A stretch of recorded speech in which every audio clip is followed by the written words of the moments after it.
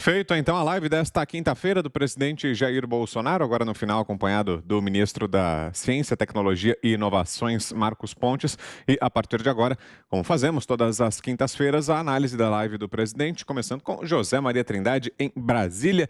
O que destaca da live de hoje, Zé? Pois é, Vitor, foram pontos importantes citados pelo presidente Jair Bolsonaro. Vamos retomar aqui o primeiro assunto: escolas. Fechar escolas, só quem não tem nenhuma responsabilidade ou raciocínio não teria agora que pedir desculpas. Aqui em Brasília, por exemplo, fechou cedo demais, né? No momento em que a pandemia estava ali no pico, até poderia se justificar, mas não. Eu fico com aquela ideia inicial de o seguinte: se acontecer um caso numa escola, aí olha em qual sala de aula houve o caso da Covid. E a partir dali, fazer um isolamento e talvez naquela sala sim, e não fechar na escola inteira. Nós vimos no Brasil fechamento de universidades no Paraná, onde não havia nenhum caso no Paraná inteiro e a universidade já estava fechada. Quer dizer, foi um absurdo isso. Agora, ninguém vem a público dizer, não, o presidente Bolsonaro tinha razão. A gente fechou de forma desnecessária. O prejuízo é irrecuperável e isso aumentou muito a distância do ensino para os que têm dinheiro, escolas particulares, têm internet boa em casa, têm assessoria, dos que não têm nada disso, não têm nenhuma internet, não têm nenhum telefone para acompanhar nada. Quer dizer, irrecuperável sim. Sobre o preço do gás, eu já falei aqui, o presidente tem toda a razão. É uma crise internacional. O petróleo no mercado internacional subiu muito, subiu. E aqui no Brasil a coisa piorou, porque além da alta do preço no mercado internacional do petróleo, subiu também o dólar, né? O preço do gás de cozinha, o preço dos combustíveis, ele é formado por uma cesta de definições de moedas, inclusive o preço do dólar e o preço no mercado internacional. Só que o seguinte, na Europa houve proteção, sim. Lá eles protegeram o preço para evitar o desequilíbrio. Aqui, se houvesse essa decisão, seria populismo, você vai quebrar a Petrobras. Então, há essa diferença, sim. O preço de alimentação comparado com os Estados Unidos fica meio complicado. Um método muito usado é do Big Mac. O Big Mac, que custa 5,7 dólares, vamos colocar 6 dólares, né? Custaria aqui R$ 36, né? E custa 20 no Brasil. Então, o Big Mac também está mais caro nos Estados Unidos com relação ao preço do Brasil. Fica muito difícil de comparar o valor de alimentação aqui nos Estados Unidos em virtude do valor do dólar e até pela prática alimentar, né? Lá eles não comem feijão, arroz, bifes, carnes como nós comemos, né? É uma alimentação um pouco diferente, fica muito difícil de comparar os preços. Mas lá está muito mais caro. Mas, em compensação, as horas trabalhadas para ganhar o dinheiro e comprar aquele determinado alimento, aí as horas são menores, ou seja, você trabalha muito menos para comprar mais. Sobre o controle das estatais, isso é fundamental. As estatais, elas sempre foram famosas aí nesses gastos aí de alugar casa, aluguel de carros. O presidente da estatal, ele tem uma vida muito melhor do que o presidente da República, do que o próprio ministro, né? O presidente da Petrobras, ele tem aviões à disposição, um salário que ultrapassa R$ 200 mil de indiretos, cartão de crédito corporativo, e ainda tem aquele ar de que é CEO de uma empresa privada. Então, é preciso, sim, houve um controle das estatais no governo. Sobre o café, eu queria comentar também sobre o café do presidente Bolsonaro com os representantes da bancada ruralista. Eles chegaram ao Congresso Nacional assim, otimistas. Essa história aí do governo olhar para um setor que está tomando poder econômico no Brasil, quer dizer, um setor que cresce. E é preciso, sim, ver o preço de defensivos agrícolas, né, e de adubos. Isso aí está subindo muito e vai interferir no preço dos alimentos. Sobre a vacina, apesar de criticarem a vacina da malária, que vem sendo desenvolvida há muito tempo, só agora liberada, né, e atual, mas é porque nós estamos numa situação de vida ou morte e tinha mesmo que liberar a imprensa. Nióbio, é impressionante, né? O nióbio, há muito tempo, eu escuto, há mais de 20 anos, eu escuto sobre a força do nióbio e sobre a posição privilegiada do Brasil na produção do nióbio. E o governo está muito atento a isso. Sobre o ministro de Minas de Ciência e Tecnologia, que não sabia, segundo o presidente Bolsonaro, diferenciar uma gravidade de gravidez, é o Gilberto Kassab, né, o último ministro de Ciência e Tecnologia. Realmente não era do ramo, né? Agora, eu vou destacar aqui o interessante, eu fiquei muito achando graça, o presidente Bolsonaro, né, fazendo uma consulta do médico Marcelo Queiroga. Chegou lá, mas você tem que tomar isso, você tem que fazer isso, quer dizer, o presidente ensinando um médico o que fazer. Isso no Congresso é muito comum, é muito comum. Os advogados dão receita para médico no plenário do Congresso Nacional. Então, linhas gerais, é esse o resumo aí dessa importante fala do presidente. Agora você, Ana Paula Henkel, sua análise sobre a live de hoje, Ana, e fica à vontade também para retomar aquele tema sobre o qual falávamos antes da transmissão do presidente, o caso do Dr. Anthony Wong. Ana. Nós tivemos um pequeno problema na minha imagem, né, Vitor? E nós recebemos, através da advogada da família do Dr. Wong, que hoje, durante a CPI, eles dizem que a testemunha ouvida mentiu, e aí no perfil no Twitter da CNN tem a seguinte manchete: médico Anthony Wong morreu de Covid-19, Prevent mentiu. E aí a assessoria e também a advogada da família do Dr. Anthony Wong enviou uma nota para a gente mais cedo, e que foi divulgada à imprensa, e a nota diz o seguinte: a família do Dr. Anthony Wong afirma que ele não morreu de Covid-19 e que, inclusive, seu último exame deu negativo para a doença. A testemunha ouvida hoje na CPI mentiu. Vamos ver agora se a CNN, né, corrige ali a informação que eles deram mais cedo, depois dessa nota aí da advogada da família do Dr. Anthony Wong. Sobre a live do presidente, Vitor, eu queria falar apenas algumas coisas em relação, primeiro, à vacina, né, o passaporte da vacina aí, que hoje, né, quase novembro, né, outubro, começo de outubro aí de 2021, o prefeito do Rio de Janeiro, Eduardo Paes, ele continua insistindo nesse passaporte da vacina, um passaporte que até agora não mostrou eficácia, uma vacina que não mostrou eficácia no sentido de prevenir do contágio. Coincidentemente, hoje, o presidente norte-americano Joe Biden deu uma declaração que não é bem correta, não. Ele disse o seguinte, abre aspas: estamos garantindo que os profissionais de saúde sejam vacinados, porque se você procurar atendimento em uma unidade de saúde, você deve ter a certeza de que as pessoas que prestam esse atendimento estão protegidas da Covid-19 e não podem transmitir o vírus a você. O que nós hoje já sabemos que não é bem assim. A vacina pode atenuar os estágios avançados da doença, mas que não previne 100%.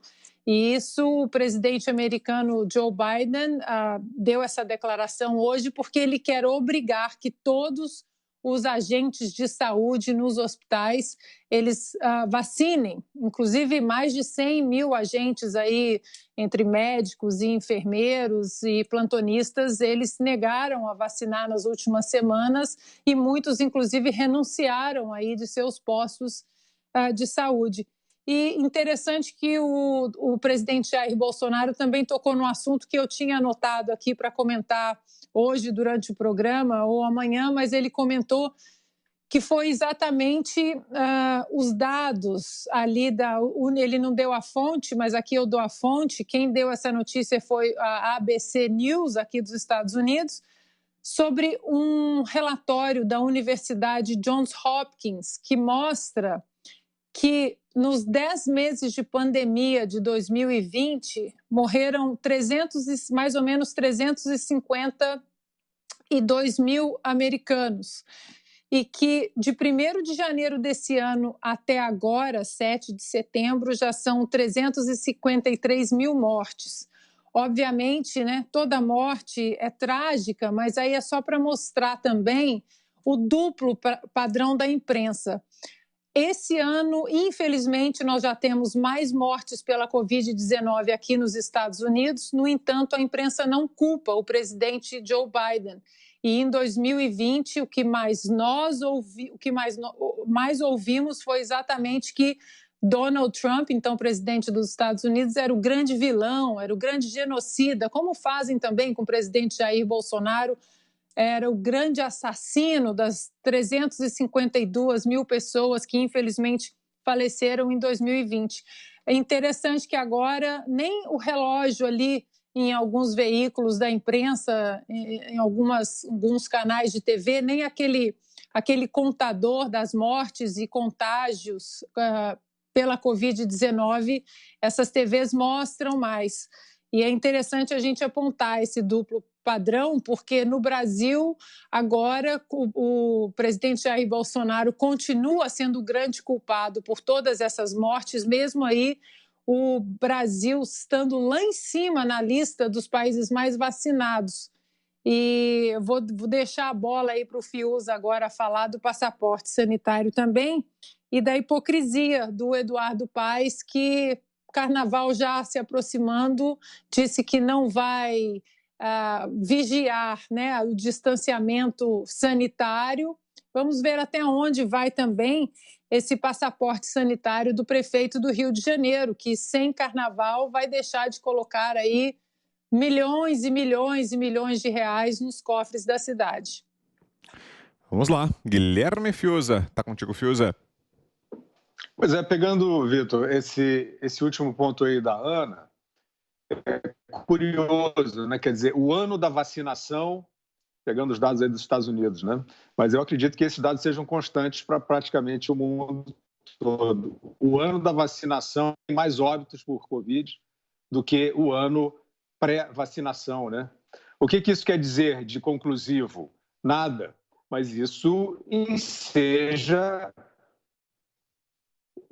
dúvidas, né? Enseja sobre a vacina. Né? A partir deste quadro, é impossível sair para uma conclusão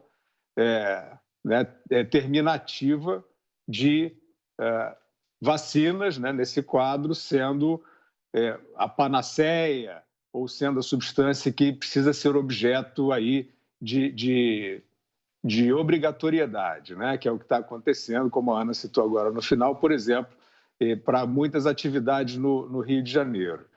Eu queria só assinalar que as plataformas de rede social, elas estão muito rigorosas em relação ao que elas chamam dos assuntos de informação médica, né? E eu queria dizer que aqui nós não fazemos especulação. Nós não estamos interessados em especulação. Nós não estamos interessados em propaganda. Nós não estamos interessados em alegoria. Aqui nós estamos interessados em permitir a livre circulação das informações, das avaliações, para que o senso comum, né, possa chegar a um certo juízo e, especialmente, é claro, de onde tem que vir o juízo decisivo, que é da classe médica, da classe científica, né? E aí nós vemos esta epidemia de hipocrisia, que eu acho que aí é um pouco o que foi a característica dessa live aí do presidente Bolsonaro, né? Quer dizer, ele de fato assinalou essa questão do Rio de Janeiro, citando o Carnaval, né? O prefeito do Rio de Janeiro, Eduardo Paes, ele tem mencionado o assunto de uma política de vacinação de uma maneira muito irreverente, né? Numa linguagem assim muito carnavalesca, para aproveitar o tema, né? E ele está dizendo isso, que não tem problema não, o carnaval pode aglomerar, né? A conclusão do que ele diz é essa, né? Sem distanciamento e tal, porque é só se vacinar e chegar. Né? Mais ou menos isso que ele diz nesse linguajar muito próprio, né? Muito apropriado para um assunto tão delicado e tão inconcluso como esse. Né? E aí eu pego esse outro ponto que a Ana acaba de expor com toda a clareza do mundo. As vacinas, infelizmente, elas não chegaram ao estágio de desenvolvimento que elas possam garantir a proteção coletiva. Elas não têm o condão de barrar o contágio. Aí eu pergunto às plataformas que estão preocupadas com a circulação de informação sobre vacina, esse tipo de constatação pode ser feita? Ou isso também fere a sensibilidade das diretrizes? Nós queremos ser leais aqui, nós queremos ser construtivos, né? Contribuir para o debate. Então, nós estamos vendo um prefeito dizendo que vai fazer um carnaval normal, né, com aproximação, aglomeração, ele diz que não, que sem distanciamento, confiando inteiramente nas vacinas e passando esta falsa segurança à população de que a vacina te permite abrir mão dos outros cuidados. E eu quero me dirigir às plataformas preocupadas com isso, dizendo: atenção, a preocupação é com a saúde. Então, esse tipo de propaganda do prefeito do Rio é nocivo à saúde, porque está induzindo as pessoas a acreditarem que vacinadas elas podem se dispensar dos outros cuidados, de aglomeração, de máscara, dependendo da situação, enfim, dos cuidados que qualquer situação de contágio motivam, né? Então, é isso. Nós acabamos de ver aí o presidente da República, também do jeito dele, fazendo um inventário de certas abordagens. Ele, só para concluir, ele citou também a questão econômica, né, que também foi um tabu aí no ambiente das redes sociais, né? A questão do lockdown, quando se tentava fazer uma aferição de eficácia daquele slogan, né, do Fique em Casa, aquela coisa um pouco propagandística, grosseira, mas isso tem eficácia como segurança sanitária? Tentávamos ali avaliar o tempo todo e as plataformas preocupadíssimas, caçando esse tipo de debate. Né? Eu volto a tentar ser construtivo aqui. Não é uma boa esse modus operandi de cortar a língua das pessoas. A não ser que você ache que as pessoas estão fazendo atividades criminosas, mas aí você precisa ser descritivo, você precisa ser específico. Né? Olha, esse tipo aqui de propagação sua que é criminosa, mas não estamos vendo essa especificidade. Ao contrário, na época do lockdown, era isso. As menções sobre a possível ineficácia, que agora está praticamente comprovado. O Fique em Casa, em geral, assim, grosseiro, um slogan, nunca foi política de segurança sanitária. Você não tem nenhum estudo mostrando que isso, sem segregação de vulneráveis, né, sem um planejamento para distanciamento em transporte público, como foi feito no mundo todo, né, uma quarentena burra, na verdade foi o que aconteceu, nós não tivemos nenhum resultado e nós estávamos, na época, tentando aferir e ajudar o público a entender esse trauma, né, essa medida de quase que interdição das sociedades, em parte, pelo menos, ela é efetiva contra a pandemia, pela saúde, porque ela vai ter um preço muito alto. E esse preço está aí, o presidente estava ali fazendo uma leitura, um painel dos problemas inflacionários, principalmente ao redor do mundo, que são uma decorrência, sim, desta política estúpida, anticientífica, de trancamento geral. É claro que algum efeito teria uma pandemia, sim, certamente ia refrear, em parte, atividades, fora todo o drama humano, mas não da maneira como foi feito e o preço está aí agora.